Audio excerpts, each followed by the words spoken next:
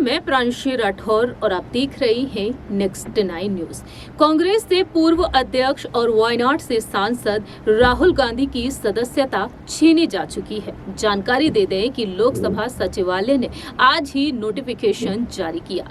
बता दें आपको, मोदी सर ने मामले में मानहानि मामले में सूरत कोर्ट ने राहुल गांधी को दोषी करार दिया था। वहीं 2 साल की सजा और 15,000 रुपए का जुर्माना लगाया था। हालांकि थोड़ी ही देर बाद राहुल गांधी को जमानत भी दे दी गई, लेकिन 30 दिनों के लिए राहुल गांधी की इस सजा पर रोक लगा दी गई है।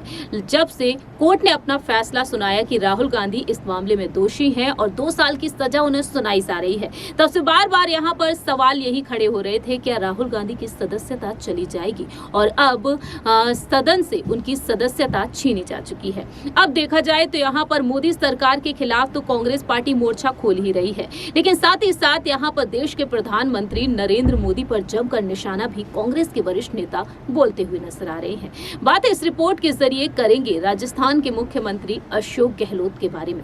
अशोक गहलोत जो डंके की चोट पर अपनी बातें रखते हुए नजर आते हैं। राजस्थान में अशोक गहलोत की सियासी जंग अपनी ही पार्टी के वरिष्ठ नेता पूर्व डिप्टी सीएम सचिन पायलट के साथ देखने को मिल रही है, लेकिन दूसरी ही तरफ देखा जाए तो अशोक गहलोत और सचिन पायलट डंके की चोट पर यहाँ पर बयान दे रहे हैं और मोदी सरकार को चुनौती दे रहे हैं राहुल गांधी के लिए। इस खास रिपोर्ट के जरिए आपको बताना चाहेंगे कि आखिरकार अशोक गहलोत ने क्या कुछ कहा है, किस तरह से वह बीजेपी पर हमलावर हुए हैं। दरअसल जानकारी के लिए आपको बता दें कि अब अशोक गहलोत ने इसे तानाशाही बताया है। राहुल गांधी की सदस्यता खत्म होने के बाद अब राजस्थान के मुख्यमंत्री अशोक गहलोत ने प्रतिक्रिया दी। उनका कहना है कि राहुल गांधी की लोकसभा सदस्यता खत्म करना एक तानाशाही का एक बड़ा उदाहरण है। सीएम गहलोत ने कहा कि राहुल गांधी देश की आवाज है जो इस तानाशाही के खिलाफ अब और मजबूत होगी। राहुल गांधी की सदस्यता खत्म करना तानाशाही का एक और उदाहरण है। बीजेपी ये ना भूले कि ये तरीका उन्होंने इंदिरा गांधी जी के खिलाफ भी अपनाया था और उन्हें मुंह की खानी पड़ी थी। राहुल गांधी देश की आवाज है जो इस तानाशाही के खिलाफ अब और मजबूत होंगे। दूसरी ही तरफ उन्होंने एक और ट्वीट किया। वह लिखते हैं कि भारत जोड़ो यात्रा में राहुल ने महंगाई, बेरोजगारी, भ्रष्टाचार और हिंसा का मुद्दा उठाया। इन पर ध्यान देने की जगह बीजेपी सरकार राहुल के खिलाफ दमनकारी कदम उठा रही है। इस तरह से उन्होंने अपनी बात रखी। लेकिन दूसरी ही तरफ कांग्रेस से मीडिया डिपार्टमेंट के मुखिया जयराम रमेश का कहना रहा कि लोकसभा सचिवालय की नोटिफिकेशन के बाद हम इस लड़ाई को कानूनी और राजनीतिक तरीके से लड़ेंगे। हम चुप नहीं रहेंगे और घबराएंगे नहीं।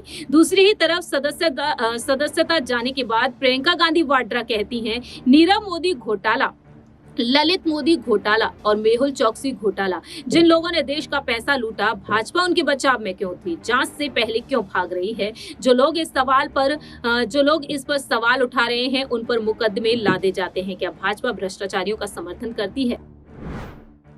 तो फिलहाल देखा जाए तो राहुल गांधी यहाँ पर एक बड़ी मुसीबत में फंसते हुए अब आने वाले समय में नजर आ रहे हैं, क्योंकि साल 2024 में लोकसभा चुनाव है और लोकसभा चुनाव के लिए राहुल गांधी पीएम पद की दावेदारी के लिए खुद को आगे कर लिए थे। लेकिन अब यहाँ पर जिस तरह से अशोक गहलोत ने चुनौती दे दी है भारतीय जनता पार्टी को, देखना यहाँ पर यह दिलचस्प होगा कि आखिरकार बीजेपी को चुनौती देने में क्या कांग्रेस पार्टी कामयाब होगी। माफ कीजिएगा, यहाँ पर मार्च वह निकालते हुए नजर आए हैं। देखना होगा कि राहुल गांधी अब यहाँ पर हाईकोर्ट की तरफ जल्द ही रुख करेंगे। आखिरकार यहाँ पर मोदी सरकार का अगला बड़ा कदम क्या कुछ हो सकता है। इस रिपोर्ट में इतना ही। बाकी की तमाम अपडेट्स के लिए आप देखते रहिए नेक्स्ट 9 न्यूज।